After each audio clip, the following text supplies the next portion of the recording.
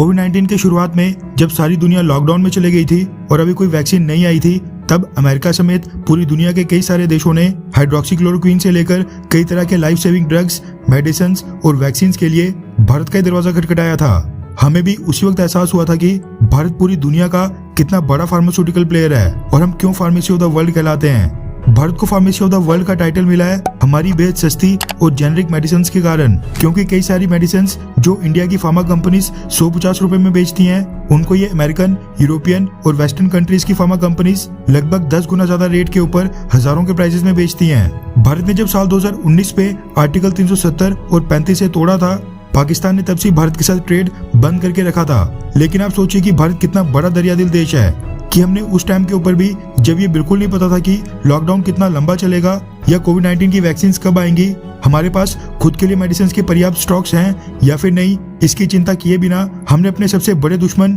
पाकिस्तान को भी life saving drugs, medicine और वैक्सीन की सप्लाई जारी रखी थी। पाकिस्तान के पास तो खैर कोई ऑप्शन था भी नहीं, क्योंकि जो मेडिसिन उसको इंडियन फार्मा कंपनी से 100 रुपए में मिलती थी, सेम वही मेडिसिन उसको बाकी देशों से 1000-1200 रुपए में मिलती थी। ऐसे में भारत से मेडिसिन परचेज करने से उसके इंपोर्ट बिल में भारी कमी आ रही थी, वरना अमेरिकन और यूरोपियन फार्मा कंपनीज के बिल पे करते करते पाकिस्तान के बचे कुछ फॉरेक्स रिजर्व्स भी बिल्कुल खत्म हो जाते। और फॉरेक्स रिजर्व्स के पाकिस्तान में कितने लाले पड़े हैं ये तो हम सबको पता है। इसलिए पाकिस्तान को मेडिसिन बेचकर भारत ने एक तरह से पाकिस्तान के ऊपर एहसान ही किया था, लेकिन पाकिस्तान ने इसके बदले में भारत के साथ हमेशा की तरह एहसान फरामोशी की है। ऐसा इसीलिए क्योंकि उसने भारत के तकरीबन $3,70,000 खा लिए हैं। रेफरेंस के लिए आपकी स्क्रीन के ऊपर द ट्रिब्यून, दैनिक ट्रिब्यून के आर्टिकल का स्क्रीनशॉट है। अनुप्रिया पटेल, जो कि minister of state for commerce and industry हैं, उन्होंने राज्यसभा को इस चीज की जानकारी दी है कि पाकिस्तान की फार्मा कंपनीज जो इंडिया की फार्मा कंपनी से ड्रग्स और मेडिसिन परचेज करती हैं, उन्होंने भारत को $3,73,545 की पेमेंट अभी तक नहीं की है। $3,73,545 को अगर इंडियन करेंसी में कन्वर्ट करें तो ये बनता है तकरीबन 2,82,00,000 रुपए।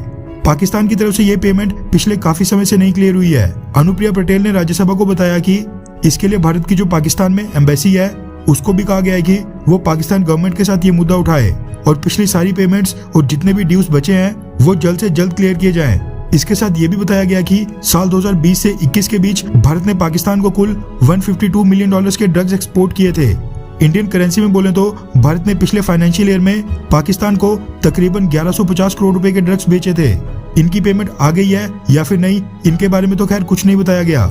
इसी के साथ रिपोर्ट में पाकिस्तान और इंडियन फार्मा कंपनीज के नाम भी बताए गए हैं जिन्होंने ये सारे पैसे लेने या फिर देने हैं। वो तो खैर इतना इंपॉर्टेंट नहीं है, लेकिन इंपॉर्टेंट यहाँ पर यह है कि पाकिस्तान भारत से मेडिसिन परचेज करके अपनी इमेज चमकाने के लिए सेम वही मेडिसिन और ड्रग्स अफगानिस्तान को फ्री में बांट रहा है, उनकी तालिबानी सरकार को इम्प्रेस करने के लिए।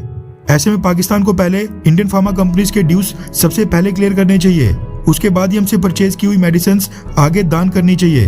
2,82,00,000 रुपीस भारतीय सरकार के लिए तो खैर कुछ भी नहीं है, लेकिन आप सोचिए कि कुछ फार्मा कंपनीज जिनको ये लॉस झेलना पड़ रहा है, उनके लिए कितनी बड़ी बात है। लेकिन खैर, आपकी राय यहाँ पर काफी मैटर करती है।